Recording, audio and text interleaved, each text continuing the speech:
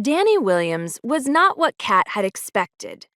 She didn't know her very well, of course, but in class she'd always seemed to be a hardworking student, genuinely interested in science. Turned out she was also kind of a complainer. They were only riding their bikes a little less than a mile from Cat's house, and Dani wasn't even carrying the heaviest equipment. Some people just didn't have the drive to go the extra mile for research. But Cat wasn't about to let that get her down.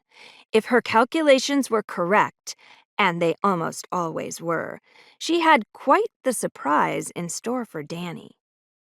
"Where are we going again?" Dani asked for the third time.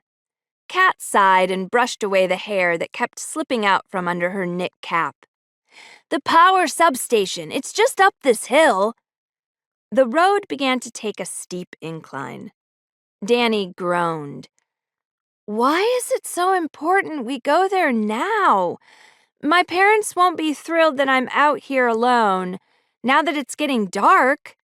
She eyed the woods on either side of the road. "Well, you're not alone. I'm here too. And I know this path like the back of my hand. It's a safe neighborhood. My mom can vouch for that." Cat smiled. "As for why, you'll see.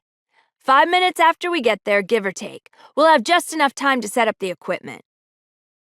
They rode up the hill, Cat's adrenaline pumping. She was beyond excited to be participating in the McMurray Youth Science Competition for the first time. It was only open to grades 7 through 12, and each school in the state could send 2 projects per grade level. The contest was sponsored by the McMurray Corporation, which did pharmaceutical research, and the judges were always leaders in their various scientific fields. No 7th grade team had ever won the grades 7 to 9 category. Cat planned to be the first. But to Cat, this project was about so much more than just a science fair or even a scholarship to science camp. She knew aliens existed, and she wanted to prove it. Her dad was a scientist at NASA, and he lived for his work, which was why he didn't live with them anymore. He had the coolest job in the world.